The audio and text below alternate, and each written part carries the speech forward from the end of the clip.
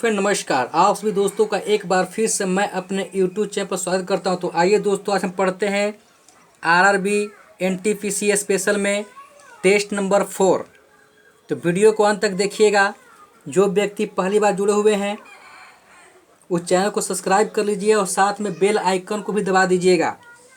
ऐसे क्या कि मैं जो भी डालूंगा वीडियो आपको मिल जाएगा, आपके पास पहुंच जाएगा। तो चलिए स्टार्ट करते हैं। आज का सेट का पहला क्वेश्चन आपको स्क्रीन पर दिखाई दे रहा है।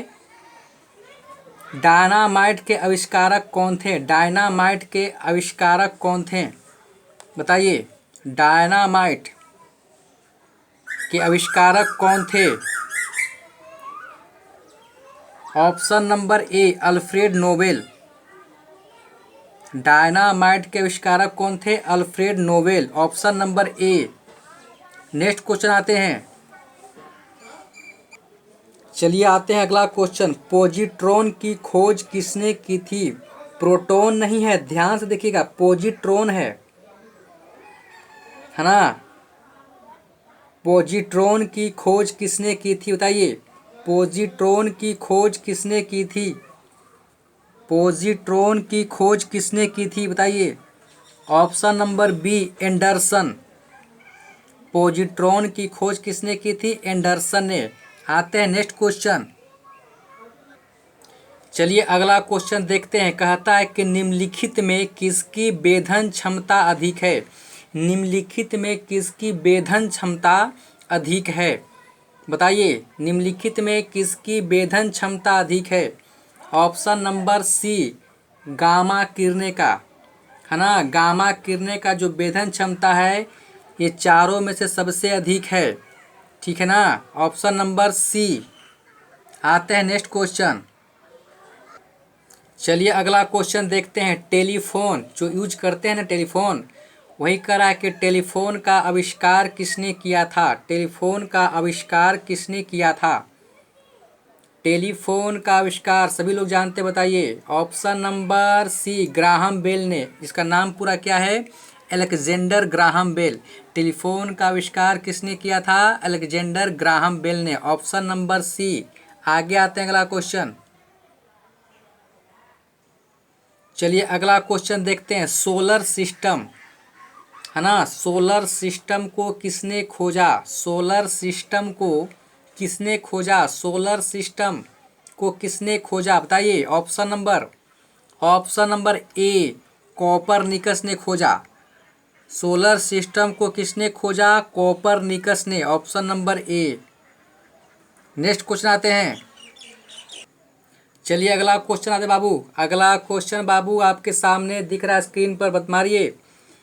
नाभिकीय विखंडन में ट्रिगर क्या है? नाभिकीय विखंडन में ट्रिगर, नाभिकीय विखंडन में ट्रिगर क्या है? ऑप्शन नंबर बताइए। नाभिकीय विखंडन में ट्रिगर क्या है?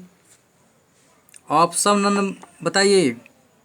B neutron. नाभिकीय विखंडन में ट्रिगर क्या है? न्यूट्रॉन। न्यूट्रॉन को नाभिकीय विखंडन में ट्रिगर कहते हैं, ऑप्शन नंबर बी। आगे आते हैं नेक्स्ट क्वेश्चन। अगला क्वेश्चन देखिए आपके स्क्रीन पर आ गया। क्वांटम सिद्धांत किसने दिया था? जो व्यक्ति पहली बार है चैनल को सब्सक्राइब कर दीजिएगा और बेल आइकन को दबाना मत भूलिएगा। क्वांटम सिद्धांत किसने दिया था? क्वांटम सिद्धांत किसने दिया था बताइए। Option number. क्वांटम सिद्धांत किसने दिया था बताइए। Option number. क्वांटम सिद्धांत किसने दिया था? Option number C Max Planck. Quantum सिद्धांत को किसने दिया था? मैक्स प्लांक ने दिया था, ऑप्शन नंबर सी। आगे आते हैं नेक्स्ट क्वेश्चन।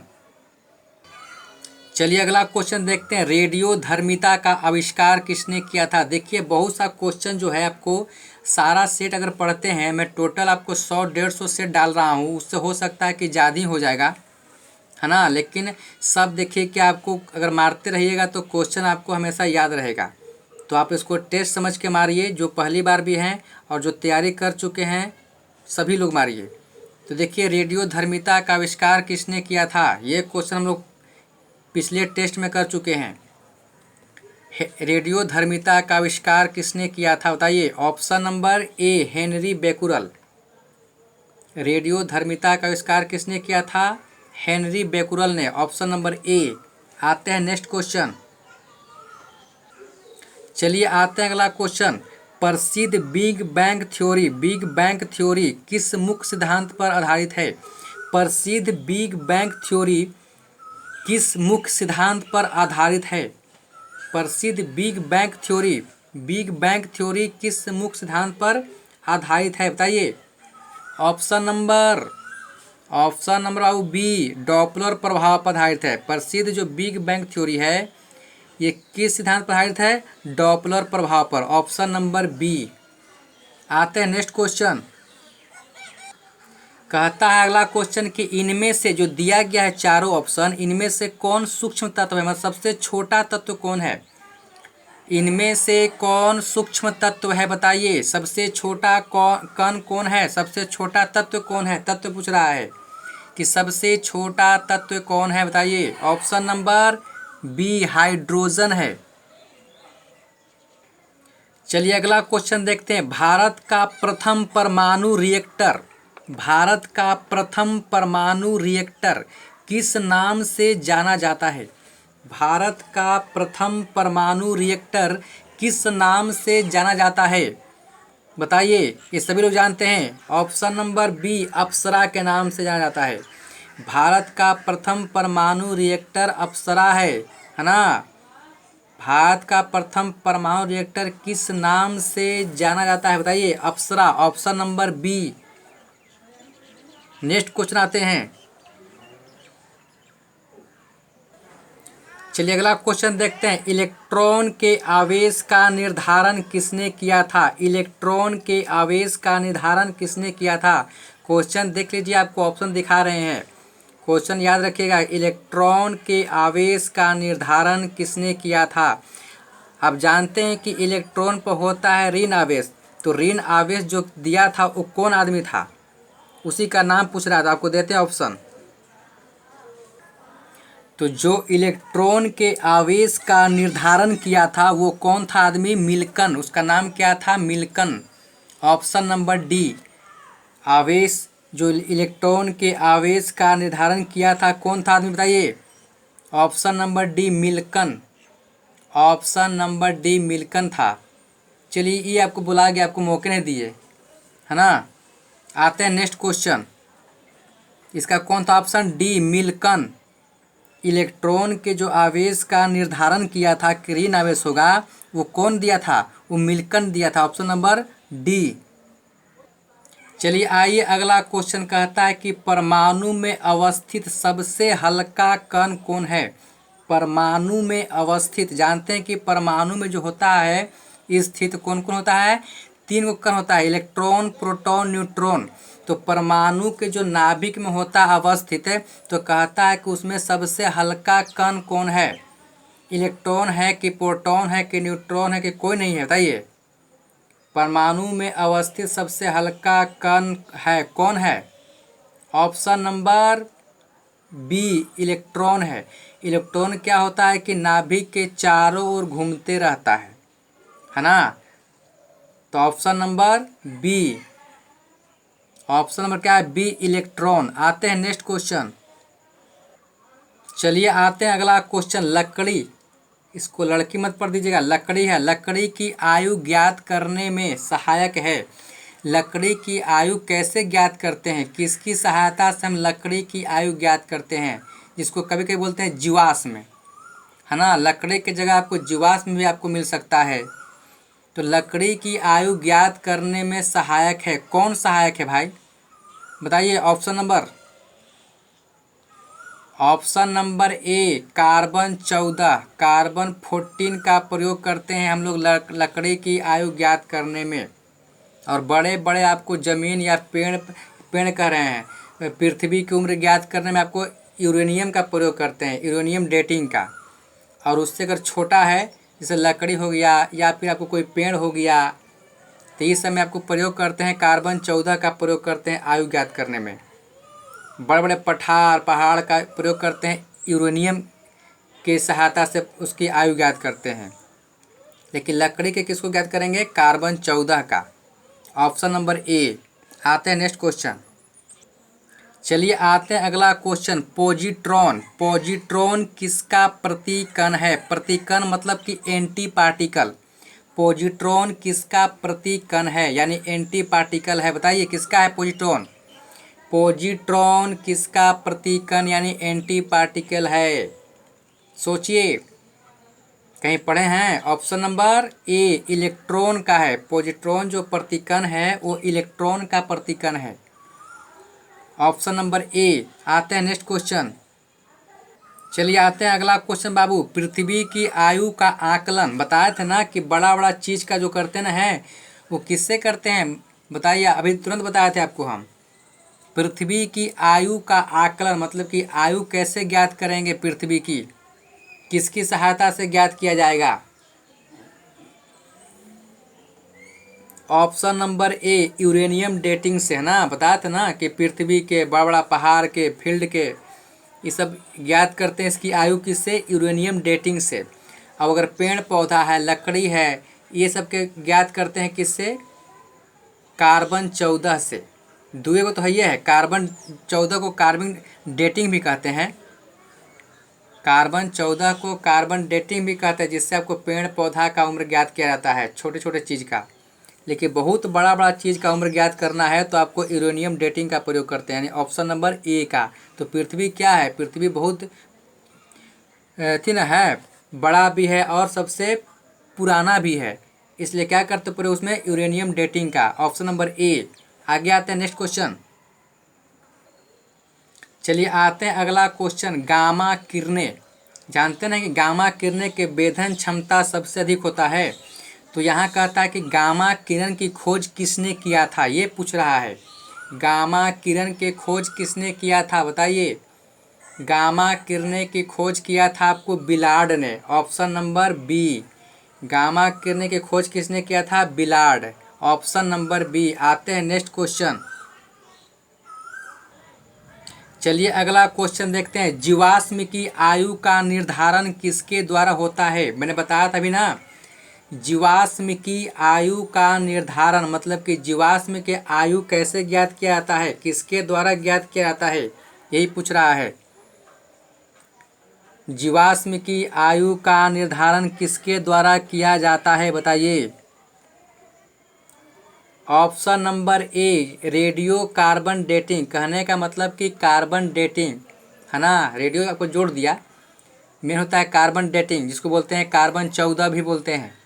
तो ऑप्शन नंबर ए, लकड़ी के हो चाहे जीवाश्म के हो या फिर छोटे छोटे कोई चीज़ है उसको ज्ञात करते हैं रेडियो कार्बन डेटिंग यानी कार्बन 14 से। Option number A. आते हैं नेक्स्ट क्वेश्चन।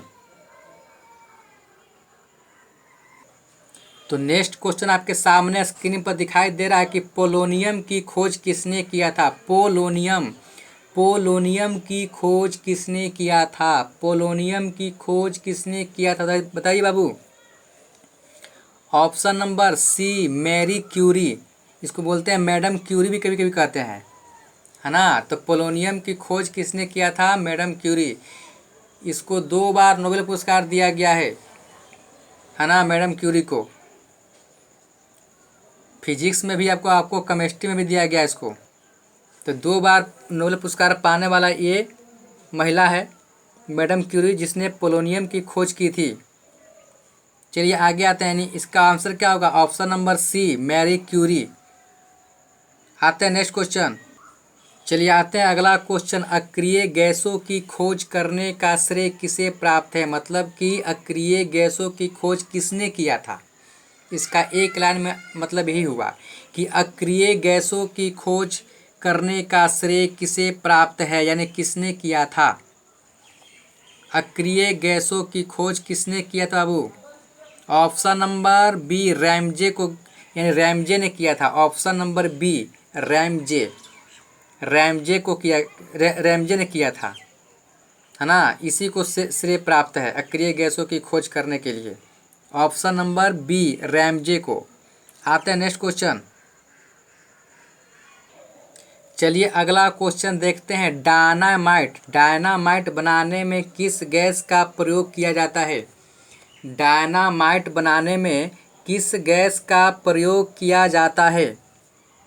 डायनामाइट बनाने में किस गैस का प्रयोग किया जाता है बताइए। ऑप्शन नंबर ए नाइट्रोग्लिसरीन का प्रयोग किया जाता है। डायनामाइट में क्या प्रयोग किया जाता है? Gas nitroglycerin. अब और थोड़ा सा और समझ लीजिए यहाँ पर कि नाइट्रोग्लिसरीन जो है डायनामाइट जो है, तो डायनामाइट में आपको दो प्रकार के रंग निकलते हैं ना, एक निकलता है लाल, अब एक निकलता है हरा। तो लाल का नाम है अस्टांसियन के चलते आपको डायनामाइट में लाल रंग दिखाई देता है, और हरा जो दिखाई देता है वो आपको बेरियम के चलते है ना, बेरियम के चलते आपको हरा दिखाई देता है, और लाल आपको किरमिर्ची लाल दिखाई देगा आपको अस्टांसियन के कारण। तो कभी कभी पूछता आपको है, तो यहाँ पूछ रहा है कि डायनामाइट बनाने में किस गैस का प्रयोग किया जाता है, क्या बोलेंगे? Option number A nitroglycerin. खोज किसने किया था? मालूम है ना कि अल्फ्रेड नोबेल है ना, उन्हीं के नाम पर आपको नोबेल पुरस्कार दिया जाता है। डायनामाइट की जो खोज किए थे अल्फ्रेड नोबेल, उन्हीं के नाम पर ये पुरस्कार दिया जाता है, नोबेल पुरस्कार। तो इसका क्या होगा आंसर? Option number A. आ गया था नेक्स्ट क्वेश्चन। चलिए आते हैं अगला क्वेश्चन। हाइड्रोजन बम किसने विकसित किया? हाइड्रोजन बम किसने विकसित किया बताइए।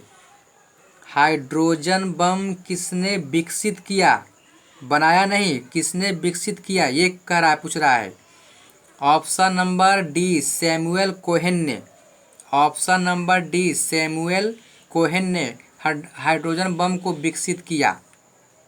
ठीक है, ऑप्शन नंबर डी। नेक्स्ट आते हैं क्वेश्चन। चलिए अगला क्वेश्चन देखते हैं। परमाणु बम का विकास किसने किया? आपको मालूम है कि परमाणु बम बनाया था ऑटो हॉर्न ने, है ना। तो बनाना अलग बात है, लेकिन विकास किसने किया? तो परमाणु बम को बनाया था ऑटो हॉर्न ने। तो यहाँ पूछ रहा है कि विकास किसने किया था परमाणु बम का, बताइए। परमाणु बम का विकास किसने किया था? Option number D J Robert Oppenheimer, है ना। जे रॉबर्ट ओपेनहीमर ने विकसित किया था, और ऑटो हॉर्न ने बनाया था परमाणु बम को। परमाणु बम को किसने बनाया था? ऑटो हॉर्न ने। अब विकसित किसने किया था? जे रॉबर्ट ओपेनहीमर ने, यानी ऑप्शन नंबर डी। नेक्स्ट आते हैं क्वेश्चन। चलिए आते हैं अगला क्वेश्चन देखते हैं इसी में। उत्तल दर्पण द्वारा बना प्रतिबिंब, उत्तल दर्पण द्वारा बना प्रतिबिंब कैसा होता है बताइए। उत्तल दर्पण द्वारा बना, किसके दर्पण द्वारा? उत्तल, दो प्रकार के होते दर्पण, उत्तल अवतल और एक समतल। तो यहाँ पूछ रहा है कि उत्तल दर्पण द्वारा बना प्रतिबिंब कैसा दिखाई देगा। ऑप्शन बोलिए। ऑप्शन नंबर सी काल्पनिक और सीधा दिखाई देता है। जब भी आपको बनेगा उत्तल दर्पण में प्रतिबिंब इमेज, वो काल्पनिक दिखाई देगा, मतलब कि पर्दा के पीछे बनेगा, आपको साफा दिखाई नहीं देगा। तो काल्पनिक यानी कल्पना करना पड़ेगा। तो काल्पनिक तथा सीधा बनता है और वस्तु से छोटा बनता है। उत्तल दर्पण में प्रतिबिंब कैसा बनता है? काल्पनिक, सीधा और वस्तु से छोटा। तो इसमें कौन सा आपको ऑप्शन मिल रहा है? ऑप्शन नंबर सी काल्पनिक तथा सीधा। काल्पनिक का संबंध हमेशा सीधा से होता है और वास्तविक का उल्टा से। तो उत्तल दर्पण द्वारा बना प्रतिबिंब जो है काल्पनिक तथा सीधा होता है, option number C. Next question आते हैं। चलिए अगला क्वेश्चन देखते हैं। गोलीय दर्पण की फोकस दूरी उसकी वक्रता त्रिज्या की क्या होती है? आधी होती है कि दुगनी होती है कि तिगुनी होती है कि चौथाई होती है बताइए। गोलीय दर्पण की फोकस दूरी वक्रता त्रिज्या की क्या होती है? गोलीय दर्पण की फोकस दूरी यानी एफ का मान उसकी वक्रता त्रिज्या की क्या होती है? ऑप्शन ए आधी होती है। मतलब कि देखिए क्या होता है, एफ बराबर क्या होता है? एफ बराबर r/2। ये हो गया एफ से फोकस दूरी, और आर से हो गया त्रिज्या बाई 2, यानी फोकस दूरी पूछ रहा है तो त्रिज्या क्या होता है? आधा होता है। तो कौन होगा option? Option A. Next question आते हैं। तो इसका आंसर क्या होगा? ऑप्शन नंबर ए। आगे आते हैं। चलिए अगला क्वेश्चन देखते हैं कि हजामत बनाने के लिए किस दर्पण का व्यवहार किया जाता है या फिर प्रयोग किया जाता है। हजामत मतलब कि दाढ़ी बनाने में। हजामत बनाने के लिए किस दर्पण का व्यवहार किया जाता है या प्रयोग किया जाता है? ये हजामत बनाने के लिए किस दर्पण का प्रयोग किया जाता है? ऑप्शन नंबर बी, अवतल दर्पण का प्रयोग किया जाता है। दाढ़ी बनाने में मतलब कि हजामत बनाने में अवतल दर्पण का प्रयोग किया जाता है। Option number B. Next question आते हैं। चलिए आते हैं अगला क्वेश्चन। द्रव का आपेक्षिक घनत्व, द्रव का आपेक्षिक घनत्व मापा जाता है किससे? बताइए। आपेक्षिक घनत्व है, देखिए घनत्व है आपको दो प्रकार का होता है। एक द्रव का आपेक्षिक घनत्व और एक होता है आर्द्रता, है ना। दोनों का जो मशीन मापने का है लगेगा कि आपको एक ही ऐसा नाम है, थोड़ा सा फर्क है। तो बताइए कि द्रव का जो आपेक्षिक घनत्व मापेंगे वो किसके द्वारा मापेंगे? ऑप्शन नंबर, जब घनत्व कहेगा तो ऑप्शन नंबर बी मारेंगे, हाइड्रोमीटर। घनत्व कहेगा तो हाइड्रो ऑप्शन नंबर बी मारेंगे। अब अगर कहता है आर्द्रता तो मारेंगे हाइग्रोमीटर, ऑप्शन नंबर ए मारेंगे। अगर आर्द्रता कहता है तो ये मारेंगे, और घनत्व कहता है तो आपको हाइड्रोमीटर मारेंगे। तो क्या करा? द्रव का अपेक्षित घनत्व मापा जाता है किसके द्वारा? हाइड्रोमीटर से, ऑप्शन नंबर बी। और आर्द्रता कहेगा तो क्या मारेंगे? हाइग्रोमीटर। लेकिन यहाँ पूछता है घनत्व तो क्या मारेंगे? Option number B, hydrometer. आते हैं नेक्स्ट क्वेश्चन। इस सेट का आखिरी क्वेश्चन है, दूध की शुद्धता किस यंत्र से मापी जाती है? दूध की शुद्धता किस यंत्र से मापी जाती है बताइए। ये लास्ट क्वेश्चन है, आखिरी क्वेश्चन सेट का। दूध की शुद्धता किस यंत्र से मापी जाती है? ऑप्शन नंबर ए, लैक्टोमीटर से। ऑप्शन नंबर ए, लैक्टोमीटर। चलिए समाप्त हो गया। फिर मिलते हैं नेक्स्ट टेस्ट पेपर के साथ। कितना सही गलत मारे कमेंट के जरिए बताइएगा।